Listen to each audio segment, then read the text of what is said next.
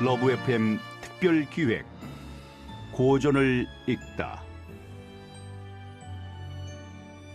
103.5 SBS 러브 FM 라디오 북카페에서는 월요일부터 금요일 저녁 8시 30분에서 9시까지 독서 시간이 부족한 현대인들이 꼭 읽어야 할 고전 필독서를 들려드리는 특별 기획 고전을 읽다를 마련했습니다.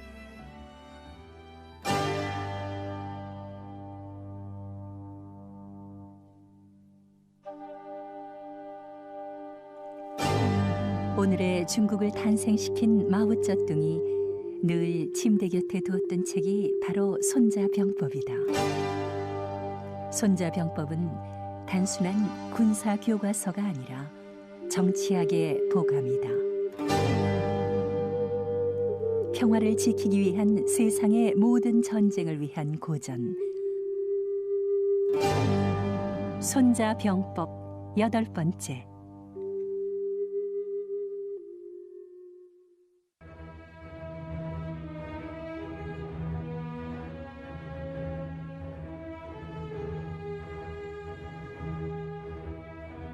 제6편 허실.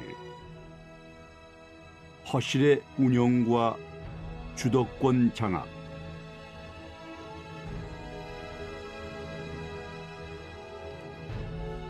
이 편은 손자병법에서 세 번째로 긴 단원이다. 약점과 강점을 적절하게 운용하는 방법에 대한 내용이다.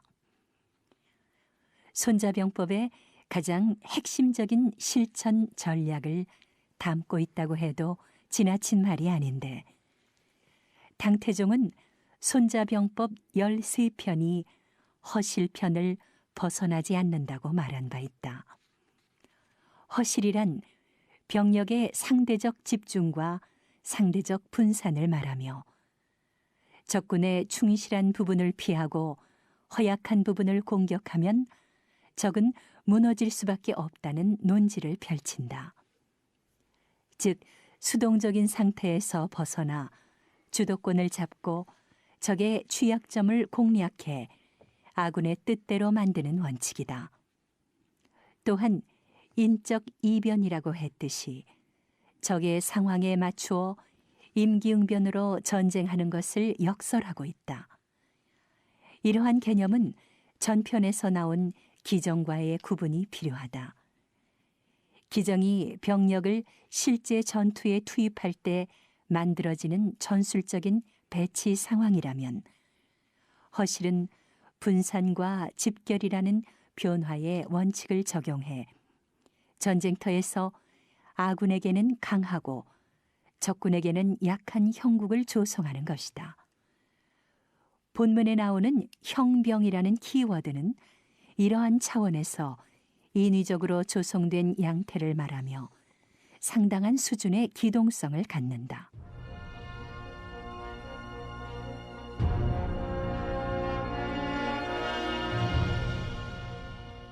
첫 번째, 먼저 가서 기다려라.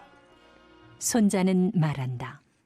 무릇 먼저 전쟁터에 도착하여 적을 기다리는 장수는 여유가 있고, 적보다 늦게 전쟁터에 도착하여 전투에 달려나가는 장수는 필요하다. 그러므로 전쟁을 잘하는 자는 적을 끌어들이지 적에게 끌려가지는 않는다.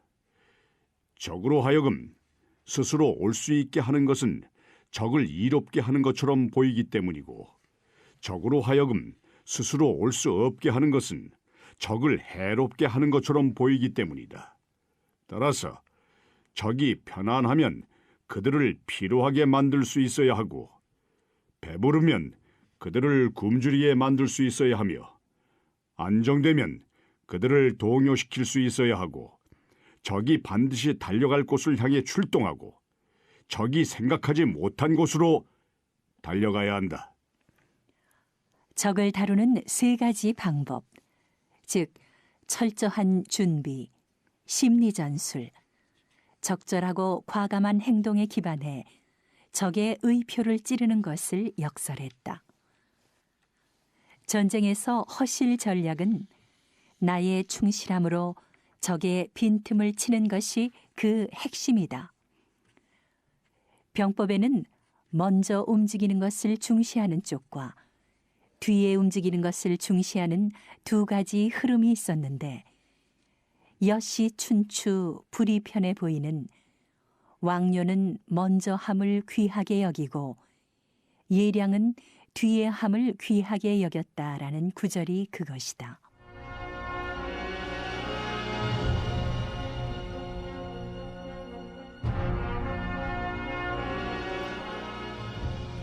두 번째, 행군과 수비의 원칙. 천리를 행군하고도 병사로 하여금 피로하게 하지 않는 것은 적이 없는 곳에서 행군하기 때문이다. 공격을 하면 반드시 취하는 것은 적이 수비할 수 없는 곳을 공격하기 때문이다. 수비를 하면 반드시 지켜내는 것은 적이 공격할 수 없는 곳을 지키기 때문이다. 전쟁에서 행군은 처절한 고통을 수반한다. 물자가 부족한 상태에서 장거리를 이동할 때는 오직 충분히 먹고 충분히 마시고 쉬고 싶어하는 자신의 몸과 싸워서 이기는 것이 가장 급한 일이다. 행군만으로도 힘든데 곳곳에서 적의 습격을 받으면 병사들은 전쟁터에 도착하기도 전에 기력을 소진할 것이다. 삼국연의를 보면 조조가 꾀를 내 행군하는 병사들의 고통을 덜어준 사례가 묘사돼 있다. 유비가 허창에 있던 조조에게 몸을 의탁하고 있을 때의 일이다. 어느 날 조조는 유비를 승상부로 오도록 하고는 손을 잡으며 이렇게 말했다. 나는 조금 전 후원의 매실이 파랗게 익은 것을 보고 작년 장수를 정벌하기 위해 행군했을 때 물이 떨어져 병사들이 마실 물이 없어 고통을 겪었던 일이 생각났소. 나는 그때 한 가지 묘안이 떠올라. 말 채찍으로 앞을 가리키면서 병사들에게 이렇게 말했소. 저 앞에는 광활한 매화 나무 숲이 있는데 그 매실은 아주 시고도 달아 갈증을 풀 수 있을 것이다. 하하, 이 말을 들은 병사들은 매실의 신맛을 생각하고는 입안에 침이 돌아 갈증을 느끼지 않게 되었소. 그리고 오래지 않아 물 있는 곳을 찾았소. 적의 능력을 피해 행동하라는 메시지를 담고 있는 이 절은 기동과 공격, 그리고 방어 등 세 가지 측면에서 적을 이해한 상태에서 행동하라는 것이다. 사기 손자 오기열전에 보면 급소를 치고 빈틈을 찔러 형세를 불리하게 만들면 저절로 물러날 것입니다 라는 손빈의 말이 있으니, 그 당시 상황을 보면 위왕이 제나라 장군 전기를 장수로 임명하고 나서 손빈을 불러 작전을 세우게 할 때였다. 손빈은 전기가 직접 군대를 거느리고 조나라를 치려는 것을 보고는 이를 만류했는데, 때마침 위나라와 조나라가 전쟁 중이었기 때문이다. 즉 위나라의 수도 대량으로 들어가 중요한 길목을 차지하고 텅 빈 곳을 치라고 조언해 큰 전과를 올렸다. 노자 27장에서 선행무철적이라고 했듯이 행군을 잘하는 장수는 수레바퀴 자국이나 병사들의 발자국 흔적을 남기지 않고 움직이는 법이다. 적군이 아군의 이동 경로를 알지 못하게 하기 위함이다. 상대가 예측하는 방향을 공격하는 것은 오히려 역습의 기회를 제공하기에 충분하다. 송나라 양공이 적의 전열이 다 갖추어지거나 싸움을 벌이려다가 결국 화살을 맞고 죽음을 맞이한 것은 손빈이 보기에 어리석은 인자함이다.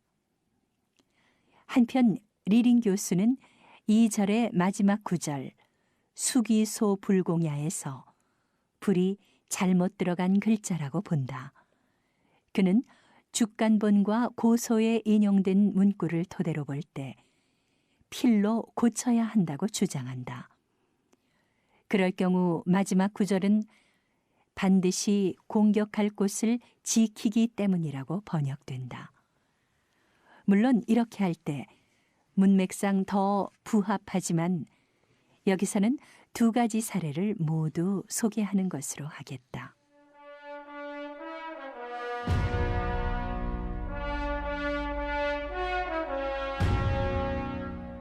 세 번째, 공격과 수비의 불문율.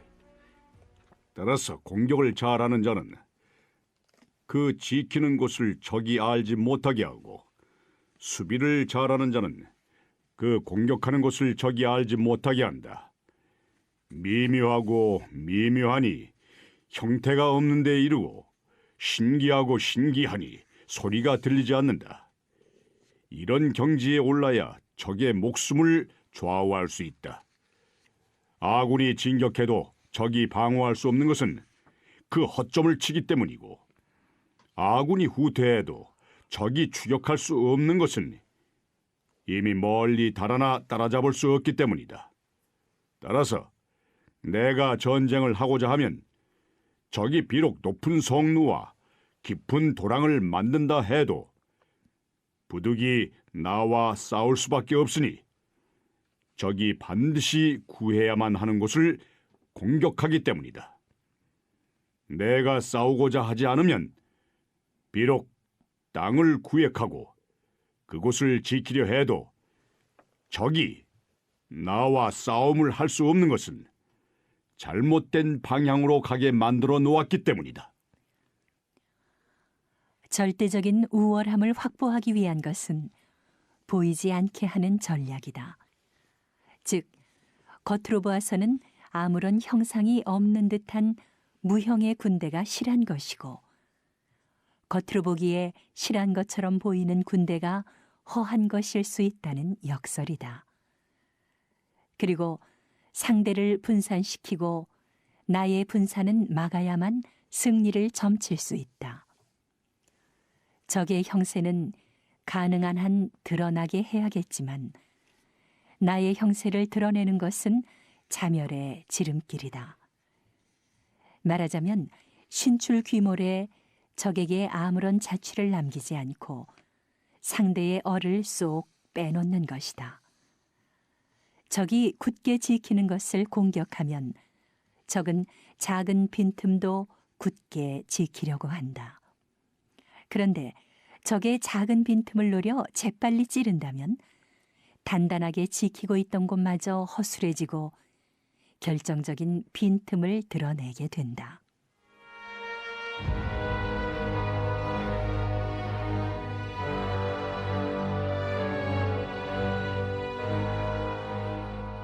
네 번째, 유형과 무형의 차이.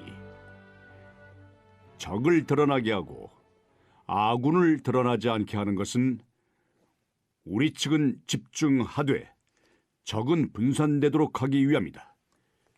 우리가 집중하여 하나가 되고 적은 분산되어 열이 되니 이는 열의 힘으로 하나의 힘을 공격하는 것이다.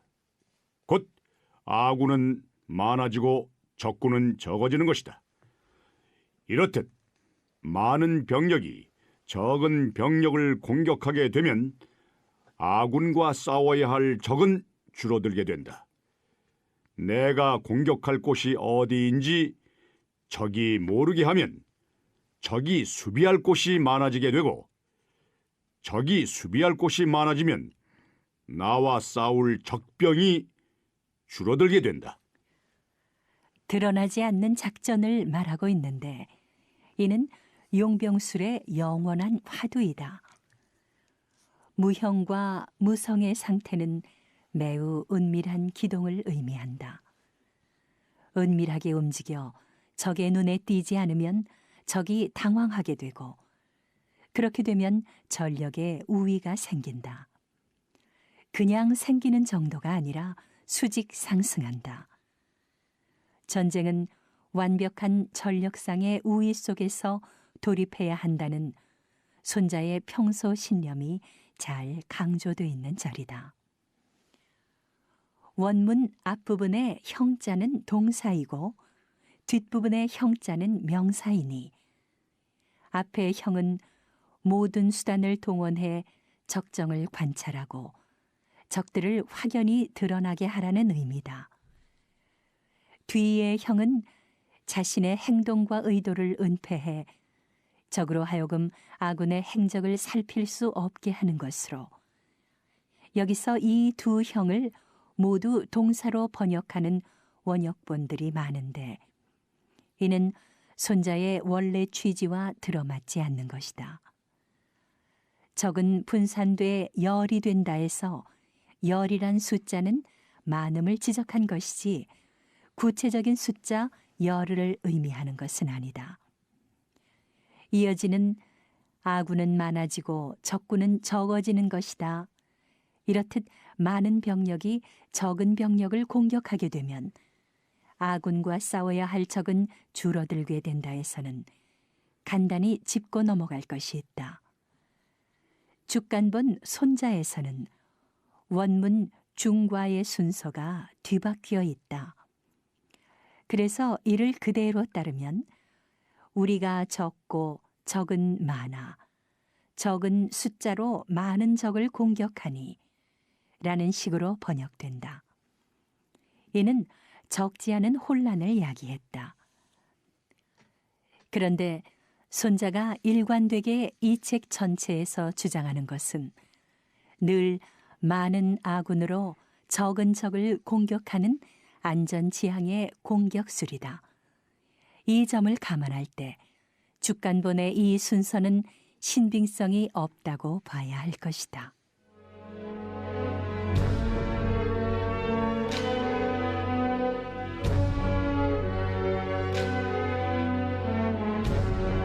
다섯 번째, 예상을 뒤엎어 공격하고 수비하라. 그러므로 적이 전방을 수비하면 후방의 병력이 모자라고 후방을 수비하면 전방의 병력이 모자란다. 좌측을 수비하면 우측이 모자라고 우측을 수비하면 좌측이 모자란다. 수비하지 않는 곳이 없으면 모자라지 않는 곳도 없게 된다. 적병이 모자란다는 것은 적이 아군을 수비하기 때문이다. 아군이 많다는 것은 적들로 하여금 나를 수비하도록 하기 때문이다. 따라서 전쟁할 곳을 알고 전쟁할 날짜를 알면 천리를 행군해서도 전쟁을 할 수 있지만 전쟁할 곳을 알지 못하고 전쟁할 날짜를 알지 못하면 좌측이 우측을 구할 수 없고 우측이 좌측을 구할 수 없다. 전방이 후방을 구할 수 없고 후방이 전방을 구할 수 없는데 하물며 먼 곳은 수십 리, 가까운 곳도 몇 리나 떨어져 있는 경우는 말해 무엇하겠는가. 내가 헤아려 보건대 월나라 사람들의 병력이 비록 많으나 또한 어찌 이기고 지는 것에 보탬이 되겠는가. 그러므로 승리란 만들어지는 것이니 적이 비록 많아도 그들로 하여금 전투를 할 수 없게 만들면 되는 것이다. 모든 것은 틈이 보이는 법이다. 앞쪽에 병력을 집중시키면 뒤가 약하게 되고 뒤쪽에 병력을 집중시키면 앞에 문제가 생긴다. 수비는 적게 할수록 좋다. 그래야만 병력이 분산되지 않으며 제대로 공격할 수 있다. 충분한 병력으로 공격해야 전후 좌우에 문제가 생겼을 때 구원병을 투입시킬 수 있다. 이것이 제대로 갖춰지지 않은 채 원정 전쟁을 떠난다는 것은 곧 섭을 지고 불에 뛰어드는 격이라는 말이다. 천리를 행군해서도 전쟁을 할 수 있지만에서 원문의 회전은 병력의 집결을 예측해 적과 싸움을 벌이게 된다는 의미이다. 어떤 곳에서 싸우고 언제 싸울 것인가를 정확하게 예측해 본다는 의미를 담고 있다. 또한 월나라 사람들의 병력이 비록 많으나 또한 어찌 이기고 지는 것에 보탬이 되겠는가라는 것은 춘추 시대 말에 벌어진 5월 전쟁에서 나온 말이다. 월나라는 강성했던 시절에 강소성, 안휘성, 강서성, 절강성 등의 지역을 모두 점령하고 있었지만 결국 오나라에 패배했다. 오왕 함녀는 아들 부차에게 꼭 월나라에 복수하라고 당부했는데 3년 뒤 오왕 부차는 월나라를 멸망시킨다. 이후 월왕 구처는 와신상담하여 끝내 오나라를 멸망시키니 결국 외부로 보이는 병력의 많고 적음이 승패의 관건이 되지는 못한다는 의미이다.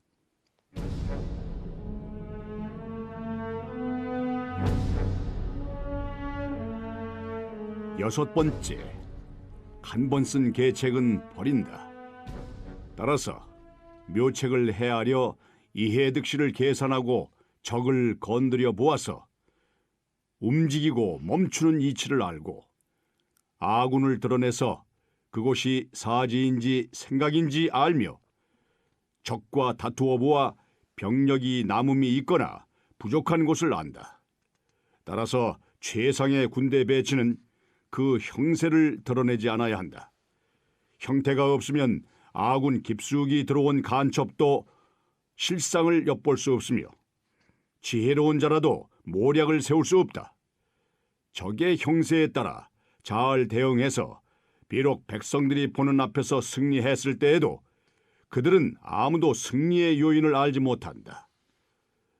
사람들은 모두 아군의 형세 때문에 승리한 것으로 알지 승리할 수 있는 형세를 만들었다고는 생각하지 못한다. 따라서 전쟁에서 한 번 승리한 방법을 되풀이하지 말고 끊임없이 변화시켜 형세에 대응해야 한다. 이미 손자는 공격의 두 가지 전제, 즉 아전 이적분, 형인 이아무형을 전제로 했는데 이 절에서 말하고자 하는 것은 책지, 작지, 형지, 각지라는 네 가지 전술이다. 이는 손자의 지피지기 전술과 전쟁이 일어나기 전에 승리하고 그러고 나서 싸우라는 원칙을 그대로 보여준다. 즉, 전투를 시작할 때는 매우 신중하게 해야만 하며 주도 면밀한 상대 파악이 핵심이라고 보는 것이다. 책지란 계책을 살펴보는 것으로 아군과 적군이 취할 수 있는 행동의 장단점을 헤아려 본다는 의미이다. 작지란 적에게 어떤 제안을 하는 것으로 볼 수도 있는데 고의적으로 정보를 흘리거나 선전해 적을 동요하게 만드는 것이다. 형지란 형을 파악한다는 의미로 병력 배치를 살펴봐 공격과 수비 시 어느 곳이 유리한지 불리한지를 판단하는 것이다. 각지란 전통적인 해석은 적의 역량을 판단하는 것인데 여기에서는 적의 역량을 시험해 본다는 의미가 강하다. 따라서 기동대를 내보내서 국지전을 시켜보는 것이 여기에 해당된다. 이 네 가지를 통해 적의 허점을 발견해 거기에 공격을 집중할 수 있는 것이다. 관자 7법에도 나와 있듯이 전쟁을 하는 기본 원칙은 반드시 충분한 정보를 수집해 충분히 계산하고 이에 따른 준비를 한 다음에 군대를 출동시키는 것이다. 만일 정보 수집이나 결과에 대한 계산을 무시하고 전쟁하면 싸우기도 전에 무너지고 만다.